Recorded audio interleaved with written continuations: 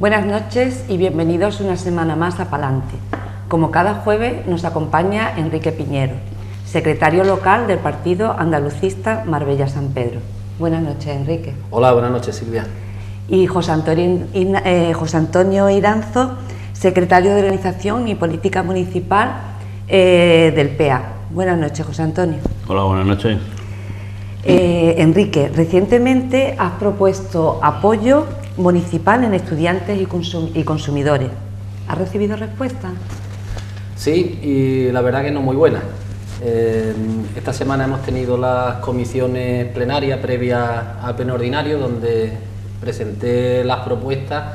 y, como va siendo casi habitual, cualquier propuesta que llegue de la mano de algún miembro de la oposición, pues lamentablemente el rodillo de la mayoría del Partido Popular lo echa atrás,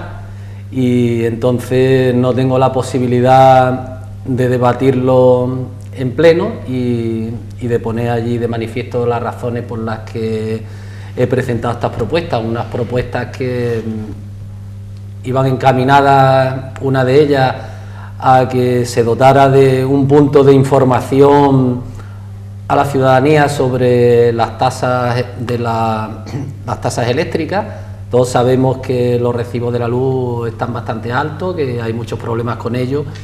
y los problemas que tienen algunas familias para poderla afrontar. Entonces hay una serie de tarifas que llegarían a que los vecinos y vecinas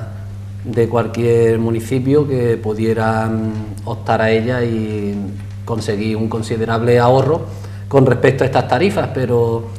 ellos dicen que ya existe un punto de información, que es la oficina de información que está en Cantarrana. Yo lo comprobaré y, si no es así, pues seguiré peleando para que esto se pueda hacer y poder conseguir algo en beneficio de vecinos y vecinas que tengan la necesidad de una información imparcial y fiable a la hora de poder contratar este tipo de tarifas. Y por otra parte, la otra iba encaminada a los estudiantes universitarios, que lamentablemente, con la política de recortes del Partido Popular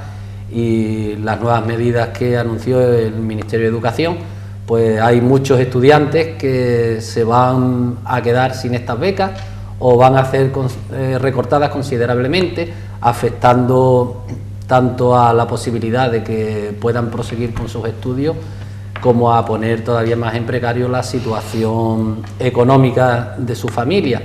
Era una propuesta encaminada a que se pudiera hacer algún tipo de contratación a estas personas que reunieran unos requisitos pactados previamente para que les ayudara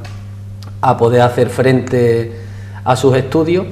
y también me remiten al plan de renta básica, que me parece bastante bien la iniciativa del ayuntamiento, que yo lo aplaudo, que lo aprobé y que está bastante bien, pero que este plan no puede cubrir de ningún modo las expectativas que yo planteaba en mi propuesta, porque en este plan se contrata a personas por 6 meses. Si a un estudiante lo contrata 6 meses, le estás quitando 6 meses de estudio. Entonces, mi propuesta iba encaminada a que en la época estival, cuando aquí tenemos más trabajo, más turistas, con toda seguridad se generarán algunos puestos de trabajo que son temporales de corta duración, y que esto sí estaría bien encaminado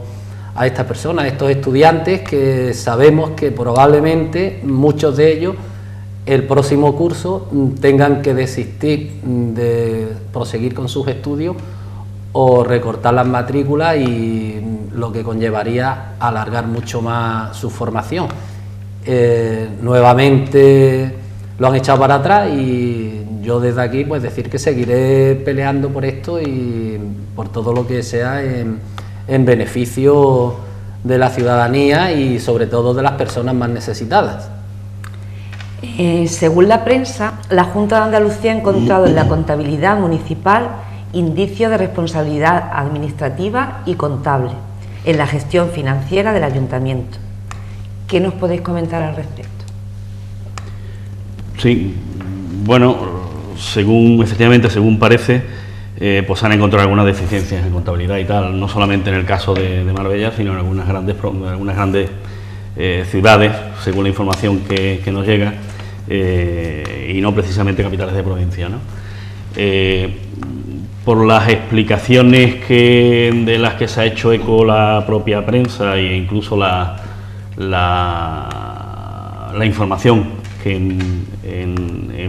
sede municipal, y yo creo que eso ahora Enrique podría aportar más de lo que yo puedo decir porque él ha estado allí presente, pues parece que el asunto no es un asunto grave y que parece que está todo controlado y tal, ¿no? Bueno, pues espero que sea así y realmente nos tenemos que creer lo que nos dicen, ¿no? A mí lo que me preocupa, y insisto, ahora que Enrique aporte que él tiene una información mucho más directa, a mí lo que me preocupa de esto es, aún estando todo controlado, es lo de siempre, ¿no? Es decir, que este tipo de situaciones se tienen que corregir, se tienen que vigilar, nos tenemos que esforzar todos en que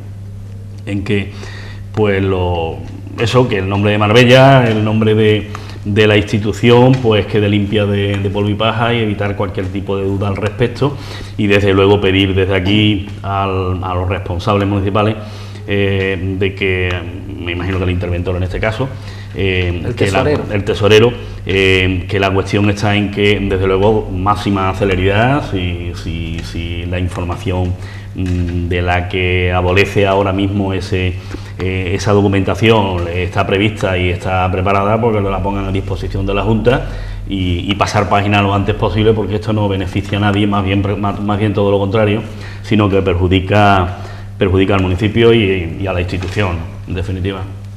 Sí, lamentablemente el prejuicio es sobre todo para nuestra ciudad. Y es una pena que cada vez que ocurre una cosa de esta salga el nombre de Marbella inmerso en este tipo de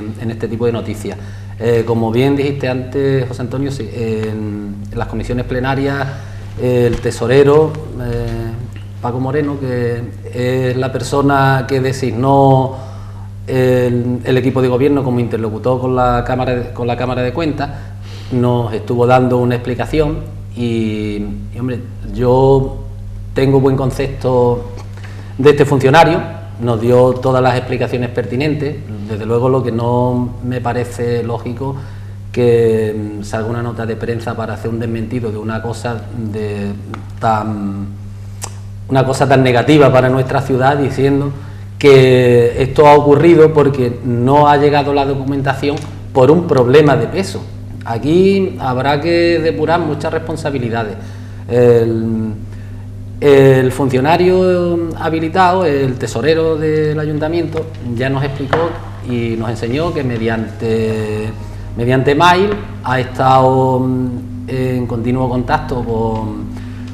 con el funcionario designado por la Junta de Andalucía para hacer este estudio, y parece ser que no ha habido una buena comunicación entre las partes y, claro, evidentemente responsabilidades hay que pedirla en todas partes. Las responsabilidades habrá que pedirla en la Junta de Andalucía, que me imagino que el ayuntamiento se pondrá manos a la obra, de hecho así lo manifestó su portavoz, y evidentemente también habrá que ver por qué desde aquí, desde el ayuntamiento, se ha dejado pasar tanto tiempo en vista de la falta de respuesta de la otra parte. Lo que no se puede dejar, un asunto de esta índole, no se puede dejar, espero a que me conteste y si no me contesta no envío. No, señores, aquí todos sabemos cuándo comienza, cuándo termina el plazo. Si antes de terminar el plazo no se han puesto en contacto con la persona indicada, pues habrá que insistir de nuevo y habrá que ver las formas en que se pueden hacer llegar la documentación pertinente para que esto no ocurra, porque aquí, como bien ha dicho José Antonio, los damnificados, o en este caso es Marbella, la ciudad de Marbella, y por extensión pues todos los ciudadanos. Y es una situación lamentable, máxime después de lo que hemos pasado aquí en Marbella con todo el problema del proceso Malaya, y tenemos que evitar de todas las maneras que esto vuelva a ocurrir. No podemos estar en voz de la prensa hablando de este tipo de problemas. Así que ayer estuvimos en las comisiones, se nos dio todas las explicaciones. Parece ser que el interlocutor, el tesorero del ayuntamiento, había hecho todas las cosas debidamente y que desde la Junta no se había correspondido, y espero que se tomen todas las medidas oportunas para depurar todo esto y que el nombre de Marbella quede limpio, y pedir al equipo de gobierno más diligencia con estas cosas y que esté más encima de la situación. Y supongo que a la persona a la que había que pedirle más responsabilidad en este caso sería a Carlos Rubio, que es el responsable de Hacienda de este Ayuntamiento de Marbella. Así que yo le pediría, por favor, que ponga más atención, que ese es su trabajo y eso es lo que debe hacer, y tiene que estar encima de ello para que el nombre de Marbella quede siempre limpio y no vuelva a estar inmerso en ninguna de estas noticias. Bueno, a pesar de todo lo que se ha dicho, parece que la Junta de Andalucía mantiene abierto el expediente de cambio de la linde entre Marbella y Benavís. José Antonio, ¿por qué crees que la Junta tiene parado el expediente? Bueno, yo en primer lugar me gustaría, por tranquilizar también un poco a la audiencia, es decir, este tipo de cuestiones, a pesar de que se ha modificado una linde que venía del año 1873, es decir, que han pasado años, ¿no? Pero aún así son, digamos, cuestiones administrativas, porque en definitiva es una cuestión administrativa, que suelen pasar con relativa frecuencia entre los municipios limítrofes. De hecho, se da la circunstancia que en la prensa se está hablando ahora de dos modificaciones, ¿no? Una que afecta al término, digamos, a la linde con Benavís, y otra que afecta a la cuestión de Ojén. En definitiva, en ambos casos lo que suele pasar es que por razones distintas, pues se dan circunstancias de que se urbanizan zonas de que pertenecen a distintos municipios, y a veces, pues en el caso, se habla de que en el caso de Ojén, los habitantes pues están censados digamos, habiendo estado en el municipio de Marbella, están censados en Ojén, pero en definitiva que es una cosa que es relativamente normal, ¿no? Que no es una cosa atípica o extraña. Hombre, aquí a mí me llama poderosamente la atención dos cuestiones. Una, de el por qué un asunto que afecta a un espacio, a unas parcelas que pertenecían al término de Marbella y pasan a ser de Benavís, cosa que veo lógico si se ha creído conveniente y tal, y pues bueno, pues y los planes generales lo recogen, pues me parece absolutamente normal. Para mí realmente lo que me sorprende es que un asunto que afecta a parcelas en las que está construida la vivienda de la alcaldesa, digamos la persona que ahora mismo rige los destinos de uno de los municipios que se ven afectados, cuyos territorios se ven afectados, pues que realmente no se haya llevado de una forma, lo mismo que anteriormente, sino se haya llevado de una forma como con mayor precisión y rigor, ¿no? Es decir, y que andemos aquí ahora que si me debes papeles o yo te lo he mandado y tal y cual. Es decir, a mí lo que me preocupa de esto, yo quiero entender, no conozco profundamente los expedientes porque en definitiva están en la Junta de Andalucía y no los conozco profundamente, pero en definitiva a mí lo que me preocupa es pues casi lo mismo que comentaba anteriormente. Es decir, si está todo hecho bien, pues oiga, vamos a centrarnos en el trabajo y vamos a limpiar otra vez lo mismo, vamos a limpiar la imagen, es decir, si se ha hecho lo que se tenía que hacer o lo que se debía hacer, pues oiga, vamos a colaborar las dos administraciones y vamos a cerrar un expediente que lleva unos cuantos años, porque esto no es de hace meses y tal, ¿no? Se inició en el 2008. Es decir, que estamos hablando de años, de algunos años. Y a mí lo que menos me importa ahora mismo es buscar culpables y tal. A mí lo que sí me importa es que de la misma manera que el de Ojén parece que se ha cerrado, y si se ha cerrado es porque se supone que ambos municipios, pues en el caso de Ojén y Marbella, pues negociaron bien, llegaron a un buen acuerdo, presentaron la documentación y han convencido, administrativamente hablando, a la Junta de Andalucía, que es la que tiene la responsabilidad de autorizarlo en última instancia. Si la Junta de Andalucía no cierra el expediente de Marbella, a mí se me ocurre decir, por algo será. Pues bueno, oiga, si es por algo, vamos a presentar la documentación, y si no lo es, que se diga abiertamente cuál es el problema, ¿vale? Porque de lo que sí estamos hartos, y no necesariamente refiriéndome a este expediente administrativo, es la continua guerra que siempre hay entre la administración andaluza y la administración municipal de Marbella. Es decir, que yo creo que estamos un poco hartos. Es decir, que esa es la cuestión. Sí, lo que es curioso sobre este punto, como tú has dicho antes, que no ha habido ningún problema con Ogen. Curiosamente, Ogen y Marbella la dirigen distintas fuerzas políticas opuestas, y curiosamente Benaví y Marbella están gobernadas por las mismas fuerzas políticas. Y claro, con respecto a esto, como te apunté antes, esto es un expediente que se inicia en el 2008, cuando ya la alcaldesa era alcaldesa de Marbella. Y esto se hizo mediante un acuerdo entre ambas partes, por las noticias que tengo. Ese acuerdo se lleva a pleno y en pleno se toma la determinación de aprobarlo, y entonces más adelante, pues esto, como no es competencia de pleno, esto es una competencia de la Consejería de Gobernación, que es el órgano competente por ley para adoptar estos acuerdos, pues es quien empieza a llevar este asunto. Y con respecto a por qué no se ha acabado, pues hace pocos días se hizo una pregunta en el Parlamento andaluz sobre este asunto, y la contestación fue que era imposible avanzar con el procedimiento porque faltan datos. Porque es que lo primero hay que tener en cuenta que esto se llevó a cabo como un expediente de deslinde, cuando en realidad es una alteración de término municipal, no es un expediente de deslinde. Y entonces,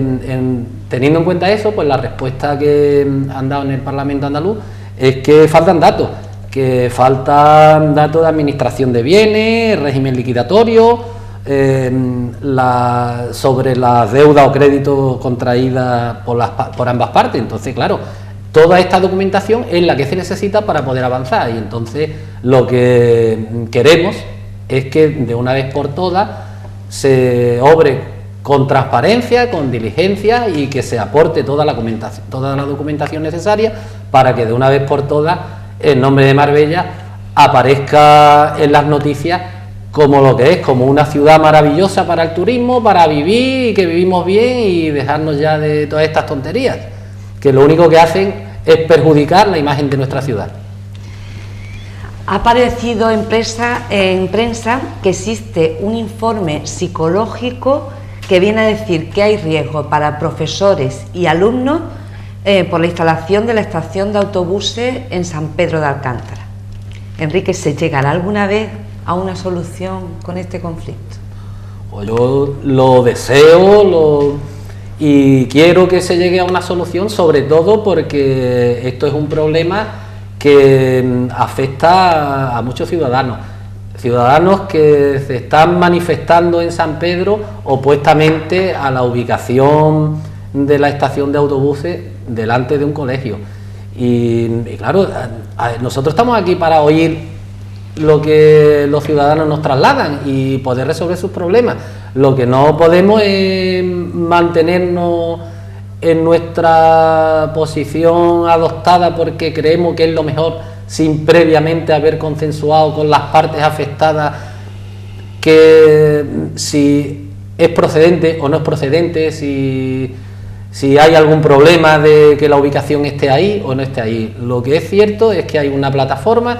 que se ha manifestado en varias ocasiones, que de momento no ha sido oída por el equipo de gobierno, y que ellos siguen manifestándose. Y ahora, por último, pues como tú bien has dicho, Silvia, un informe psicológico de una psicóloga en el cual se pone de manifiesto los problemas que pueden conllevar la estación de autobuses delante de un colegio por la continua exposición al ruido. Nos podemos encontrar con muchas patologías cardiovasculares. Las personas que están expuestas a unos niveles de ruido altos y prolongados pues tienen más problemas de tensión arterial. También se producen problemas de atención, problemas auditivos, problemas de aprendizaje, que esto hay que tenerlo en cuenta, que estamos hablando de una estación de autobuses que se va a ubicar, o pretenden ubicar, espero que no se haga, delante de un colegio. Y también puede ocasionar problemas de memoria. ¿Cómo vamos o cómo van a estar tranquilos los padres de esos niños que van a esos colegios cuando una persona especializada pone de manifiesto los riesgos que conlleva que estén expuestos continuamente a ese ruido y a ese tipo de situaciones? El ruido es conocido como un factor de estrés bastante importante. Este factor de estrés pues, puede generar un aumento de inseguridad, de concentración y bueno, y una vez que se ha hecho este informe y nuestra alcaldesa, siendo médico como es de profesión, tiene que saber bastante más que nosotros sobre este asunto y espero que lo tenga en cuenta, que no lo eche en saco roto, que recapacite, que lo piense, que se reúna con las personas interesadas, que consensúe con los vecinos, con las AMPAs, con quien corresponda y que al final se llegue a una solución que sea beneficiosa para todos. Y máxime teniendo en cuenta que donde se pretende instalar esta estación de autobuses es una zona verde, que tendrían que desclasificarla para que se construyera allí. Algo que me parece una cosa bastante absurda cuando a 200, 300 metros disponemos de unas zonas de equipamiento que probablemente sería una ubicación más idónea, o al menos que cuando se redactó el plan general se contempló que este tipo de instalaciones debían de estar en esa zona. Así que espero que tengan todas estas cosas en cuenta y que haya una pronta solución y terminemos ya con estos problemas, y por tranquilidad de los padres de los niños y de los vecinos de San Pedro de Alcántara, que en definitiva son los más perjudicados, evidentemente. Parece ser que finalmente se ha desbloqueado la finalización de la piscina cubierta de Miraflores. ¿Es así, Enrique? Bueno, desbloqueado, no sé si decir desbloqueado, porque la piscina de Miraflores, esto ya me suena como un poco a chiste. Ya se anunció en septiembre de 2012 que la piscina estaría abierta a principios del 2013. La piscina lleva más de un año acabada, porque esto era un proyecto de ejecución de unos 7 meses y de hecho lleva bastante tiempo acabada, pero cerrada, está completamente cerrada. Yo lo que pienso de esto es que esto es una maniobra política, intentar sacar rédito político a los proyectos que se están haciendo y se van retrasando en la medida que le interesa al equipo de gobierno para ir acercándolo lo más posible a las próximas elecciones municipales para intentar sacar el máximo rédito posible. Estas obras comenzaron en 2010, estamos ya en 2014, ahora hace unos días vuelve a salir de nuevo un informe en el que dice que se va a producir una ampliación de las instalaciones para dotar de más servicio la piscina, pero lo que es cierto que la piscina sigue cerrada y que ahora nos anuncian que va a estar cerrada 10 meses más, que es lo que estiman que el proyecto nuevo va a tardar. Esta piscina tuvo ya un parón por un cambio de proyecto, porque en principio se había contemplado una piscina deportiva que después ha sido reformada y ya no es deportiva, y de aquí quiero recordar que tenemos un equipo de waterpolo en división regional que lamentablemente tiene que ir cada domingo a jugar a Torremolinos, a otro municipio, un equipo de waterpolo de Marbella que representa a la ciudad de Marbella y que tiene que estar yendo a otro municipio porque aquí en Marbella no tenemos las instalaciones necesarias ni adecuadas para que este equipo pueda jugar aquí en su ciudad, que es la que representa cuando está fuera de ella. Y entonces, ya digo, es que ya no sé qué decir. Si se encuentra paralizada, si se ha desbloqueado, si no se ha desbloqueado. Yo pienso que desbloqueada está, porque desde el momento en que la Junta de Andalucía, que era una de las partes que que partía, que era la que hacía la inversión junto con este ayuntamiento, imagino que recibiría las certificaciones y haría entrega del mismo, y después el ayuntamiento negocia con una empresa de gestión, con Supera,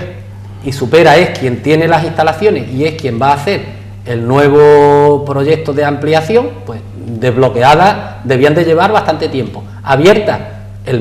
lleva el mismo, y esto no se puede consentir. Yo lo que me gustaría en cualquier caso que tuviésemos elecciones cada 6 meses. Si tuviésemos elecciones cada 6 meses probablemente tendríamos muchos proyectos acabados, ¿no crees, José Antonio? Sí, algunos lo tendrían. Así que desde aquí lo que pido, por favor, que seamos más serios y consecuentes con estas cosas, que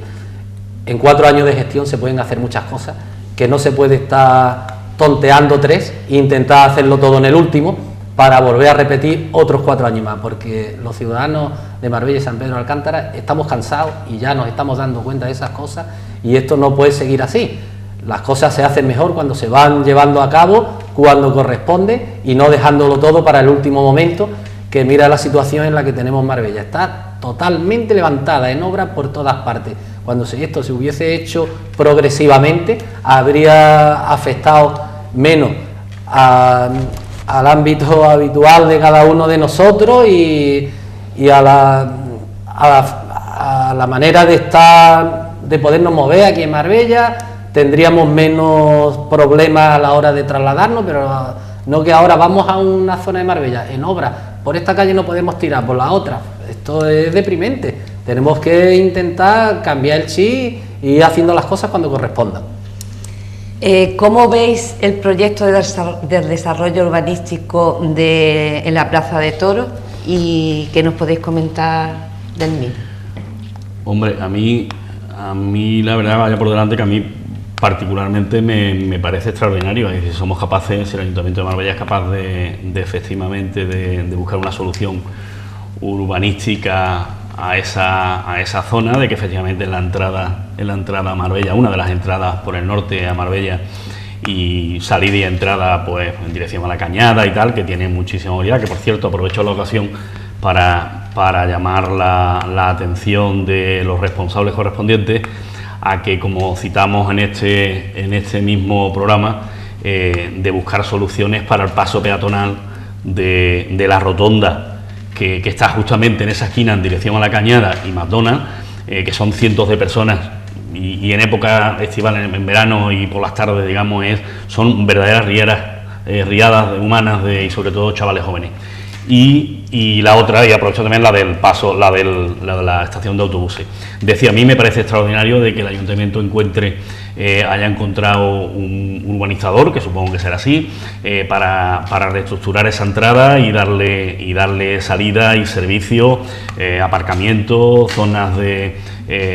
uso público, ampliación de colegios, según tengo entendido. A mí me parece extraordinario. Es decir, si realmente se ha encontrado la solución, perfecto. A mí me queda una duda y me gustaría que se pudiera aclarar en el futuro, porque esa zona justamente se había planteado en el Plan General de Ordenación Urbana del 2010 como una zona donde iban a converger, y digamos, una cantidad importante de compensaciones de distintos edificios que se habían hecho sin la compensación correspondiente en la época Gil, ¿no? Entonces, los compromisos del equipo de gobierno habían sido de que efectivamente no se iba a afectar, o en gran parte, la medida de lo posible, no se iba a afectar a los compradores de buena fe, pero porque la compensación habría que exigírsela a los promotores. Entonces, espero que realmente eso se haya gestionado y se haya gestionado bien, y no sería malo de que eso se aclarara, porque afecta a bastantes irregularidades. De cualquier forma, a mí es un proyecto que la verdad que me gusta, que era necesario, porque estamos hablando de una de las zonas de entrada principales de Marbella desde la parte norte, y que lo que espero es que se haga pronto y que no sea una promesa de cara a las elecciones, y que después comiencen al principio de las otras y se tire otros 3 o 4 años, que es una cosa que está demandada desde hace muchísimos años por los vecinos y vecinas de la zona de Plaza de Toros, y es bastante necesario, y espero que se haga y que quede bonito y que sea real todo lo que han dicho, lo de las 600, 700 plazas de aparcamiento que van a aparecer, la ampliación del colegio y demás. Bueno, y ya para terminar, un poquito breve, que sabéis que en la tele los tiempos están justitos. ¿Cómo va la campaña a las elecciones europeas? Pues la campaña de las europeas, la verdad que van bastante bien. Estamos consiguiendo que se hable del partido andalucista, que en definitiva es lo que a nosotros nos toca y que nos corresponde, y entonces yo desde aquí decir que los andaluces y andaluzas debemos de concienciarnos y sensibilizarnos, porque son muchas las cosas que se juegan en Europa, y como dato pues puedo decir que en los últimos años fueron 60.000 millones de euros los que procedieron de Europa, y que los partidos centralistas han malgastado, y digo han malgastado porque después de estas cifras Andalucía sigue teniendo el 36% de paro, una de las zonas de Europa con más paro actualmente, y entonces pues pedir concienciación y